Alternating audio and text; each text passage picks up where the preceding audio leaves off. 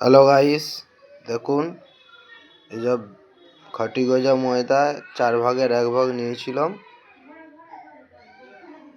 এই যে একটা বেলা হয়েছে, দেখুন সব 3টে করে থোক দিয়ে আছে, 3টে করে থোক দিয়ে আছে, দিয়ে কাটবো। দেখুন কাটছি, এরকম করে এক হাতে করে হবে না, 2 হাত লাগাতে হবে।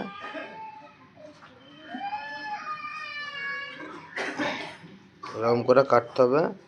যদি ভালো লাগে একটা লাইক করবেন, একটা কমেন্ট করবেন, একটা শেয়ার করবেন। বাই বন্ধুরা, সব ভালো থাকবেন। এই যে দেখুন এখানে এখন আরো ময়দা আছে, এটা করা হবে। পরের লিস্টে যখন বেলবো তখন আবার দেখাবো।